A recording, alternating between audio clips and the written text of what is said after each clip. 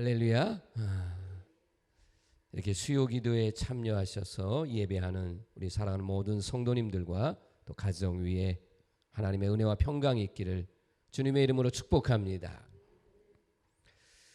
오늘 본문 말씀을 통해서 하나님이 여러분을 선택하시고 그리고 하나님이 여러분에게 약속의 말씀, 언약의 말씀을 주시고 그것을 이루어가는 과정 속에서 어떤 때는 이해가 안 될 때가 있어요. 어떤 때는 왜 하나님께서 이렇게 불의하게 공정하지 못하게 왜 이렇게 하실까라는 생각을 가질 때가 있어요. 그때에 오늘 전하는 하나님의 말씀을 여러분이 잘 들으시고 그것은 내 생각이 앞서서 그렇지 절대로 하나님은 우리가 분명하게 제가 말씀을 전제하고 선포하는 것은 뭐냐? 하나님은 선하십니다. 하나님은 의로우십니다. 하나님이 하시는 모든 것들은 하나님만이 가지시는 절대적인 권세를 가지고 하시기 때문에 우리가 하나님이 행하시는 일에 대해서 왜 하나님은 저렇게 하실까? 왜 하나님은 저렇게 불의하게 하실까? 이런 생각을 가져서는 안 된다. 한 번쯤은 여러분이 고민도 해보고 또 한 번쯤은 이런 것을 생각해 본 그런 문제에 대한 말씀을 오늘 전하려고 합니다. 어떤 사람들 또 믿는 사람들 가운데에 지금 말씀드린 것처럼 하나님이 왜 불의하실까? 왜 이렇게 하나님이 이렇게 처리하실까? 오늘 설교 끝난 다음에 왜 나만 겪는 고난이냐 이 찬송을 부르려고 하거든요. 왜 하나님은 나에게 이렇게 고난을 줄까? 내가 그래도 믿음 생활을 잘 한다고 생각하는데 이런 사람들에 대해서 오늘 로마서 9장 14절에서 이렇게 하나님이 말씀하십니다. 하나님이 하시는 일에 대해서 무슨 말 할 거냐? 하나님은 불의가 없다. 불의할 수가 없다. 불의한 것을 보았느냐? 하나님이 불의한 것을 네가 보았느냐라고 오히려 반문하고 있어요. 되묻고 있다 하는 것입니다. 조금 전에 말씀드린 것처럼 하나님이 불의한 하나님이라고 느껴지는 것은 그것은 내가 불의하기 때문에 내가 의롭지 못하기 때문에 내가 바르지 못하기 때문에 그런 거지 하나님에게는 절대로 불의함이 없으시다 하는 것입니다. 오늘 본문 말씀에서 하나님이 행하시는 일에 대해서 구체적으로 반문하고 있고 불의하다고 여기는 것이 있는데 그게 뭐냐면 왜 하나님은 장자로 태어난 어쨌거나 장자로 태어난 사람이 누구냐면 이스마엘입니다. 근데 이스마엘을 하나님은 선택하지 아니하시고 하나님은 이삭을 선택하셨습니다. 이스마엘은 아브라함과 사라가 합의를 했어요. 자녀를 낳지 못하니까 합의해서 사라의 몸종인 하가를 이제 해서 낳은 자녀가 바로 이스마엘입니다. 이스마엘은 어떤 잘못이 있는 것 아니잖아요. 다 부모들이 합의해서 그래서 태어난 자식입니다. 버림당할 그런 어떤 이유가 없다 하는 것입니다. 또 하나 이삭이 이제 아내인 리브가를 통해서 쌍둥이 아들을 낳게 되는데 장자가 에서고 그리고 둘째가 바로 이삭입니다. 그런데 하나님은 야곱을 선택하셨어요.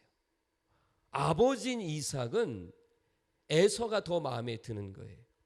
에서가 먼저 태어났으니까 장자로서의 당연히 권리도 가지고 있고 또 생김새나 뭐 행하는 일들을 보니까 남성다웠거든요.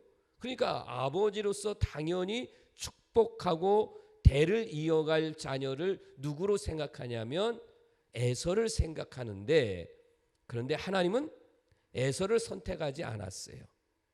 여러분 하나님이 에서를 미워했다 이렇게 표현했는데 그건 하나님이 미워했다는 말이 아니라 선택하지 않았다.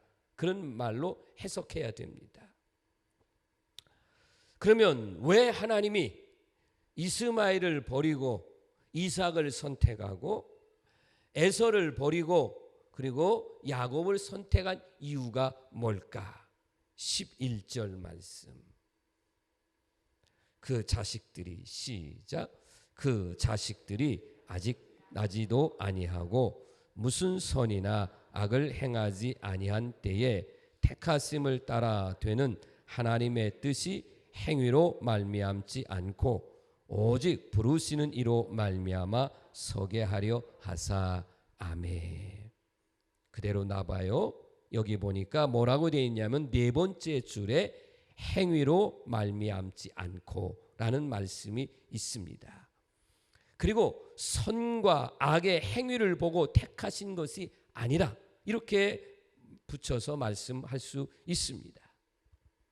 그러니까 하나님은 우리를 선택하실 때에 우리가 어떤 행한 행위나 내가 선을 행했느냐 악한 일을 행했느냐 이것 따지고 묻고 그런 하나님이 아니라 하나님은 어떤 사람을 택하시고 어떤 사람은 택하지 않느냐라고 하는 것을 오늘 본문 가지고만 몇 번 소개를 하면 11절 말씀에 보면 11절에는 뭐라고 되어 있느냐 하면 여기 보니까 오직 부르시는 이로 말미암아 밑에서 두 번째 줄 있죠? 오직 부르시는 이로 말미암아 누가 선택했느냐? 하나님이 불렀다는 거예요. 자, 15절에서는 뭐라고 되어 있냐면 내가 긍휼히 여길 자를 긍휼히 여기고 불쌍히 여길 자를 불쌍히 여기리라. 지금 다 누구 중심이냐면 하나님이세요. 16절 말씀에 보면 오직 긍휼히 여기시는 분은 누구냐? 하나님이시다. 하나님으로 말미암느니라. 이렇게 되어 있어요. 18절 말씀에서는 하나님께서 하고자 하시는 자를 긍휼히 여기시고 하고자 하시는 자를 완악하게 하시느니라. 이렇게 되어 있어요. 자, 지금 여러분에게 소개한 4절 말씀을 종합해 보면 다 누가 했어요? 하나님이 하셨어요. 조금 표현을 조금 이렇게 말한다면 하나님 마음이죠. 하나님 마음이에요. 내가 선택한 것도 누가? 하나님이 선택했다. 하나님 마음대로라 그런 말이에요. 사람들이 이 부분에 대해서 하나님이 그럴 수 있느냐? 부당하다 이렇게 말하는 거예요. 그런데 이 부당하다고 말하는 것들을 한번 왜 그렇게 말할까? 사람의 입장에서 말한다면 아니 하나님 행위를 보고 그가 선한지 악한지 결과가 나오잖아요. 그러면 행위를 보고 하나님이 선택을 하는 게 그게 옳은 거지. 왜 하나님이 하나님의 마음대로 선과 악의 행위도 보지 않고 하나님이 미리 선택하시고 그리고 약속하시고 그걸 왜 하나님은 이루어 가십니까? 지금 제 설교가 이해가 되나요?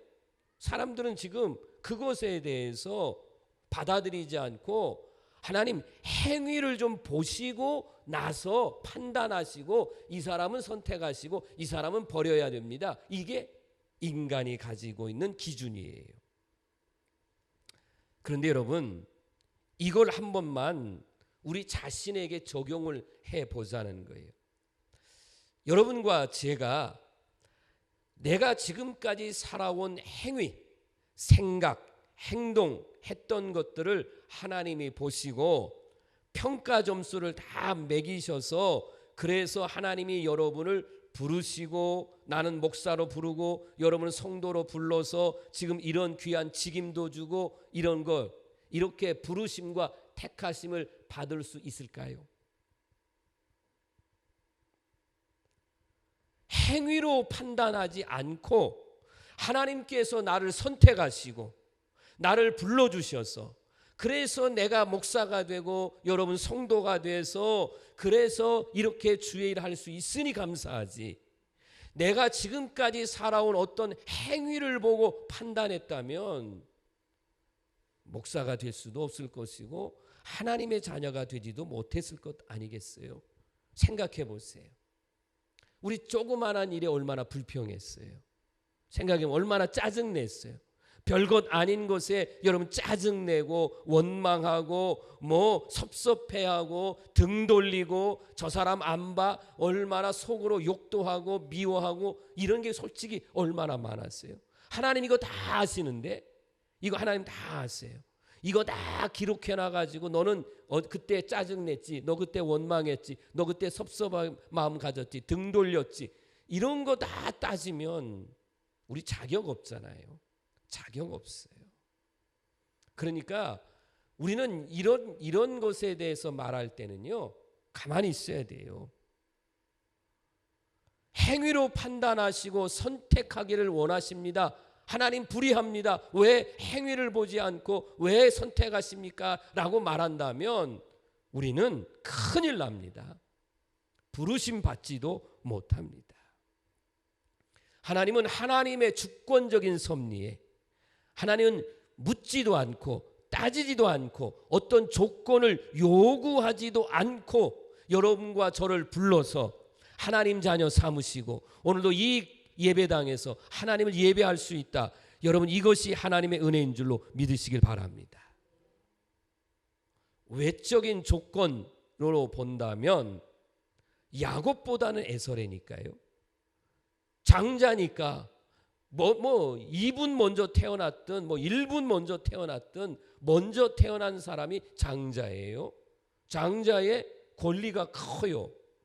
신체적으로도 말씀드렸잖아요. 남성미가 있어요. 털이 북실북실하고 아주 뭐 남성적인 그런 카리스마가 있는 강인한 모습을 에서가 가지고 있어요. 아버지로서요. 당연히 에서예요. 에서. 그런데 에서 사람의 뜻과 다르게 하나님은 어때요? 야곱을 선택했어요. 여러분 우리가 이렇게 기도하잖아요. 죄로 죽을 수밖에 없는 나를 하나님이 택하여 하나님 자녀 삼아주신 것 감사합니다. 여러분 이게 그냥 기도 때만 할 말이 아니라 실질적으로 그거 아니에요? 죄로 말한다면 우리는 죄로 제가 이런 말씀 드린 적 있어요. 죄에 대해서 걸린 사람들은 교도소가 있는 거고 안 걸렸기 때문에 우리가 여기 있는 거지 내가 죄가 없어서 여기 있는 건 아니잖아요. 죄로 말한다면 그렇잖아요. 죄로 말한다면 오늘도 제가 멀리서 이렇게 차를 운전하게 왔는데 정확하게 우리나라 법에 의한 교통신호를 지키고 오진 않았어요. 조금 더 달렸어요. 달릴 때 그 법으로 이렇게 딱지 띄는 거기서는 속도를 줄였어도 솔직하게 다 지키고 오진 않았거든요. 솔직한 얘기로 말한다면 어쨌거나 우리 믿음의 성도들이요, 하나님이 나를 주권적인 은혜로 택해 주시고 자녀 삼아 주신 것 자체가 하나님의 은혜다. 감사하며 살자 하는 겁니다. 두 번째로는 하나님 마음대로 어떻게 그럴 수 있느냐는 거죠. 그렇게 사람들이 말할 수 있어. 어떻게 하나님 마음대로 그렇게 하는 게 부당하다 이렇게 하는 거예요.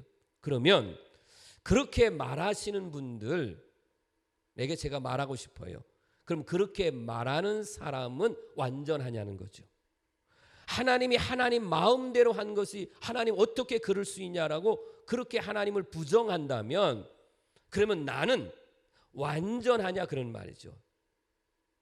어때요 여러분? 완전하십니까? 완전하지 못하죠. 완전할 수가 없잖아요. 내가 완전하다고 하는 것은 착각이죠. 착각이죠. 그죠? 사람의 마음은 완전할 수가 없어요. 불의할 때가 많고 사람 자체가 사실 뭐예요? 쇳덩어리 아닙니까? 이런 죄인의 마음대로 하는 게 이게 불의한 거지. 하나님에 대해서 하나님은 공의로우시고 의로우시고 하나님 마음대로 하는 게 그게 공의로운 거예요. 그래서 저는 이렇게 말씀드릴게요. 여러분 하나님이 하시는 일에 대해서 그래서 내가 그 뜻대로만 살아갈 수 있다면 이게 하나님의 은혜고 하나님의 복이다. 내 마음대로가 아니라 하나님의 마음대로 행하시는 일에 대해서 나를 통해서 그것이 이루어져 가는 것이 그게 은혜고 그게 복이다. 그래서 오늘 진정으로 여러분에게 깨닫기를 원하고 싶은 것은 뭐냐면, 앞으로 하나님이 하시는 일에 대해서 혹시라도 여러분이 부당하다고 느껴지게 그런 마음이 들면, 그것이 혹 여러분 어떤 안 좋은 일이 생기거나 그럴 때 그런 마음이 들 수 있잖아요. 그렇잖아요. 잘 될 때 누가 그런 마음이 들어요? 근데 원치 않게 어떤 좋지 않은 일이 생기거나 그런 일이 생기면 그런 마음이 들 때에 오늘 어떤 말씀이 여러분이 꼭 기억하냐면, 내 안에 하나님께 대한 믿음이 부족하구나. 그걸 깨달아야지 하나님을 향해서 부당하다, 원망하면 안 된다 하는 말씀이에요. 하나님이 하시는 일은 믿음으로 아멘 하세요. 온전합니다. 하나님이 하시는 일은 완전합니다. 그 하나님의 일이 불의하다고 여기는 것은 내가 완전하지 못하기 때문에, 내 안에 불의함이 있기 때문에, 내가 하나님에 대해서 오해하고 있기 때문에 그런 거다라고 하는 것이에요. 그래서 저는 오늘 설교가 말씀이 계속해서 반복할 거예요. 어떤 말을 반복할 거냐라고 말한다면 대전제예요. 대전제. 앞으로도 마찬가지예요. 오늘 설교만이 아니라 여러분이 대전제로 가지고 신앙생활할 것은 뭐냐? 하나님은 완전하신 분이다. 하나님은 의로우신 분이다. 하나님은 선하신 분이다. 하나님은 공의로우신 분이다. 이것에 대해서 하나만 더, 하나님은 절대적인 권세를 가지셨다. 이 전제를 딱 가지고 있어야 돼요. 이게 흔들림이 없어야 돼요. 흔들림이 없어야 돼요. 그래서 오늘 제가 설교의 제목을 하나님은 나의 목자라고 이렇게 잡은 건 뭐냐면, 양은 목자를 절대적으로 믿어야 돼요. 그래야 양이 살거든요. 양은 목자를 믿지 않으면 양은 잡혀먹거나 양은 그냥 도태되어서 살아갈 수가 없어요. 그래서 하나님은 나의 목자다. 근데 나의 목자가 되신 하나님은 어떤 하나님이냐? 하나님은 선하신 분이다. 의로우신 분이다. 절대적인 권세를 가지신 분이다. 이것에 대해서 분명한 믿음을 가지고 하나님은 뭐라고요? 하나님은 나의 목자다. 그런데 하나님께 대한 어떤 불의한 마음이 생기면 여러분 경고등이 켜진 줄 아셔야 돼요. 내 믿음이 경고등이 켜졌다. 제가 타는 차는 요즘 나온 차들도 그렇죠. 연료가 떨어지게 되면 경고등이 켜져요. 경고등이. 연료가 부족합니다. 그래요. 그리고 빨간 그 연료통에 이게 들어와요. 그러면 빨리 연료를 채워내야 돼요. 연료를 채워내야 됩니다. 경고등이 떠요. 또 어떤 타이어 공기압이 지금 낮다. 그러면 지금 뒤쪽 바퀴 어디에 그게 뜨면 지금 못이 박혔거나 뭔가 지금 바람이 빠지고 있다. 그게 경고가 떠요. 요즘 좋은 차들은 경고가 떠요. 그러면 그것을 무시하면 안 돼요. 무시했다가는 사고 당할 수 있다는 거예요. 내 신앙과 삶 속에 반드시 하나님은 선하시다. 하나님은 우리를 인도하신다. 그런데 그 하나님은 정말 중요하게 여길 말씀은 언제나입니다. 언제나. 여러분, 하나님은 언제나, 임마누엘 제가 늘 말씀드렸잖아요. 하나님은 언제나 변함없이 내가 잘 될 때도 혹 어려운 일을 만날 때도 그 하나님은 어때요? 선하시고 의로우시고 언제나 함께 하신다. 이걸 잊지 말라는 거예요. 아셨죠? 그러니까 여러분이 혹 원치 않게 어떤 어려움이 생겨도 언제나 하나님은 변함없이 그 속에서도 나를 사랑하시고 나를 인도하신 분이다. 이 믿음을 갖자 하는 겁니다. 자, 하나님께서요, 저 이라크, 지금 이라크 갈대아 우루, 이 정말 흔히 말하는 시골에 이렇게 우상장사 아들로 그렇게 그냥 평생을 살아가는 그런 아브라함을 하나님이 선택하세요.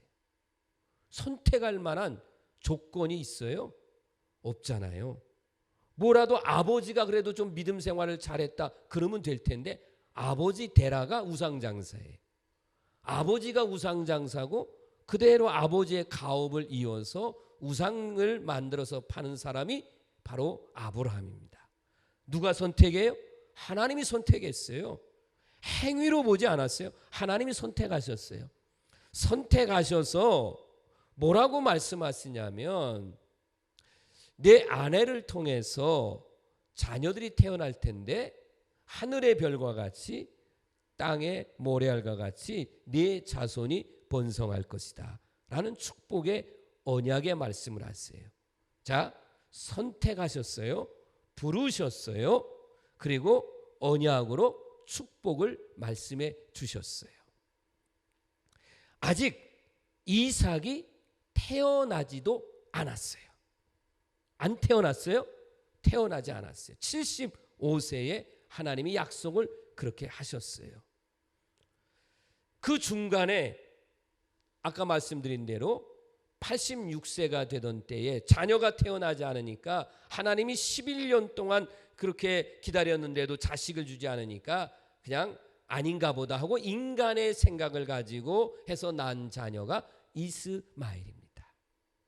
그리고 86세부터 99세까지 13년 동안 하나님이 나타나지를 않으셨어요. 그리고 99세에 다시 나타나셔서 아브라함 나이 99세에 나타나셔서 내년 이맘때에 네가 아들을 낳을 것이다. 그러면 아브라함은 100세고 사라는 90세입니다. 여러분, 하나님의 약속이 아브라함의 나이 100세, 사라의 나이 90세에 이건 인간의 방법이 아닌 정말 하나님이 초자연적인 역사를 통해서 그래서 태어난 자녀가 누구냐면 바로 이삭입니다. 자, 에서도 마찬가지예요. 야곱의 말씀에도 보면 에서가 아닌 야곱을 선택한 것은 창세기 25장 23절에 보니까 여호와께서 그에게 이르시되 두 국민이 내 태중에 있구나. 두 민족이 내 복중에서부터 나누이리라. 이 족속이 저 족속보다 강하겠다. 그런데 큰 자가 어린 자를 섬기리라. 이렇게 말씀하십니다. 지금 쌍태를 임신했어요. 리브가가. 그 리브가에게 하나님께서 주시는 말씀이 이거예요.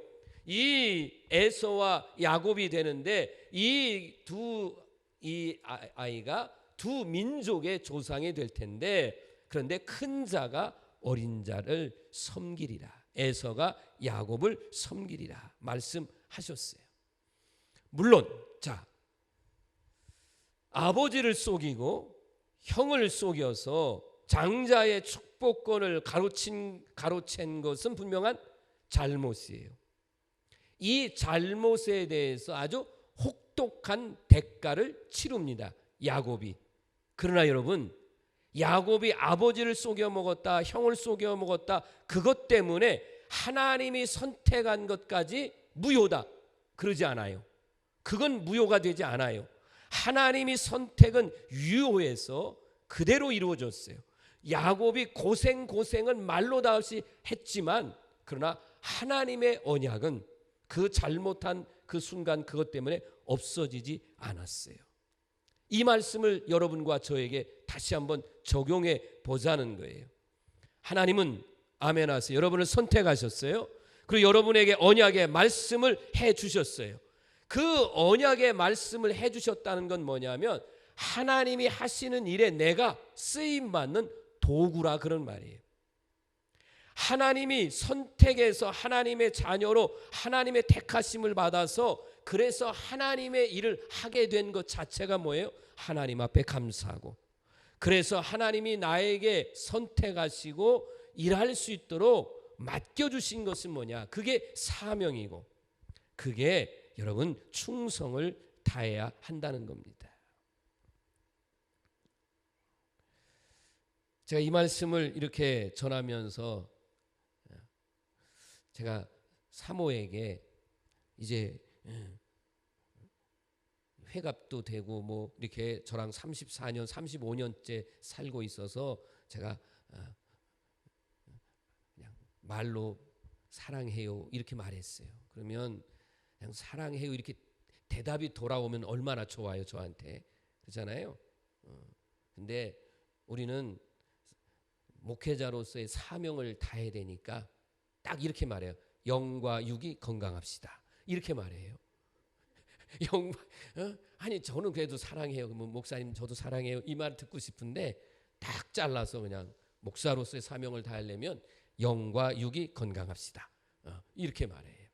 제가 할 말이 없어요. 그래서 영과 육이 건강합시다. 그래야 목회 사명 다 감당해야 되니까. 제가 오늘 이 설교를 이렇게 이제 미리 준비해 놓고 오늘 다시 정리하면서 그런 마음이 들었어요. 그렇죠. 하나님의 은혜로 하나님의 부르심을 받아서 하나님의 도구로 이렇게 일하고 있으니 이게 사명을 감당해야 되는데 건강해야 되잖아요. 그러니까 영도 건강해야 되고 육도 건강해야 되잖아요. 여러분들도 마찬가지예요. 그렇게 하나님의 사명을 감당하기 위해서 여러분 영도 건강하시고 육도 건강하시고 하나님 앞에 쓰임 받는 거 감사하시고 할렐루야. 이제 하나만 더 말씀을 드리면 하나님이 왜 하나님 마음대로 왜 하나님이 행위를 보지 않고 선택했느냐? 하나님이 이렇게 불의한 하나님이냐? 그것도 이제 이렇게 원망하는데 19절 말씀 보면 이렇게 말합니다. 한번 읽어볼까요? 시작. 혹 내가 내게 말하기를 그러면 하나님이 어찌하여 허물하시느냐? 누가 그 뜻을 대적하느냐 하리니. 아멘. 여기 하나님이 어찌하여 허물하시느냐 이 말이 무슨 말이냐면요. 하나님이 우리를 선택했는데 그런데 왜 죄악에 대해서 하나님이 왜 심판하느냐? 선택은 해놓고 나서 왜 또 심판하느냐? 이걸 지금 따지고 묻는 억울하다는 거예요. 이것에 대해서 20절, 21절에 대해서 이렇게 말하고 있습니다. 이 사람아 내가 누구이기에 감히 하나님께 반문하느냐? 지음을 받은 물건이 지은 자에게 어찌 나를 이같이 만들었느냐 말하겠느냐?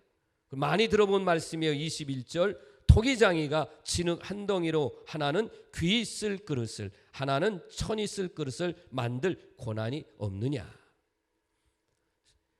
왜 하나님이 선택하셔서 왜 때로는 죄를 범하면 또 그거에 대해서 심판하느냐? 하나님 어떻게 그럴 수 있느냐고 막 반문하는데 그것에 대해서 사도 바울이 대답하지 않아요. 그리고 뭐라고 말하냐면 그 이유를 말하지 않고 하나님은 오롯신 하나님이다. 그 하나님은 바로 어떤 하나님이냐? 21절에 그렇게 할 권세가 있다는 거예요. 하나님은 토기장이고 우리는 진흙이라는 거예요. 그래서 하나님이 토기장이 되신 하나님이 나를 도자기로 만들 수도 있고 항아리로 만들 수 있다는 거예요. 가격 차이가 얼마나 많은데 그런데 항아리로 만들었다고 왜 나를 항아리로 만들었느냐? 그럴 수 없다는 거예요. 하나님은 절대적인 권세를 가지신 분이다 라고 하는 말씀. 그러니까 세상에 하나님도 그렇게 했더니만 사도 바울도 아니면 여러분이 혹시라도 목사님도 어떻게 그렇게 말할 수 있어요? 이렇게 여길 수 있다는 거예요. 그런데 여러분 우리는 하나님이 하시는 일에 대해서 하나님이 나를 도자기로 만들었든 나를 항아리로 만들었든 어떻든 간에 다 쓰임 받는 거잖아요. 다 쓰임 받는 거예요. 그러므로 하나님의 절대적인 권세를 가지신 분은 하나님이시니까 그렇게 나를 만드시고 하나님 이끌어 가심에 우리가 해야 될 일은 순종입니다. 왜 그렇게 나를 그렇게 만들었냐고 왜 하나님 나를 왜 이렇게 만들었느냐 그렇게 말할 수 없다라는 거예요. 순종하시면 이해가 되고 이해가 되면 깨달아지고 깨달아지면 믿어지는 거예요. 그러니까 여러분 절대로 다시 한번 하나님이 하시는 일에 대해서 대전제 다시 말씀할게요. 하나님은 선하십니다. 아멘. 하나님은 의로우십니다. 하나님은 절대적인 권세를 가지고 계십니다. 이것에 대해서 흔들림이 없으면 하나님이 지금 행하시는 일들에 내가 어떤 어려움이 있든 어떤 일이 잘 되든 상관없다 하는 거예요.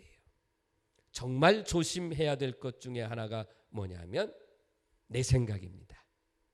내 생각에는 이게 가장 우리가 잘못 신앙생활하는 데에 큰 오해가 되는 부분이 그거예요.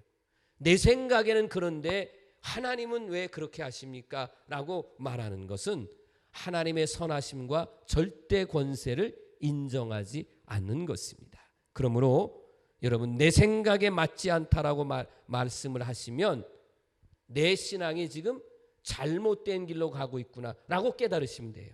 잘못된 길로 가고 있구나고 깨달으셔야 돼요. 요즘 현대 신앙생활하는 성도들의 가장 잘못된 것 중에 하나가 뭐냐면 내가 취사 선택을 하려고 하는 거예요. 무슨 말이냐면 하나님의 뜻과 또 섭리와 이거 다 알겠는데 순종해야 되는 것 같지 다 아는데 내가 선택을 하는 거죠. 이거는 하겠습니다. 요거는 못하겠습니다. 내 생각하고는 안 맞아서 못하겠습니다. 이건 신앙이 아닙니다. 이건 신앙이 아니에요. 이해가 되셨어요?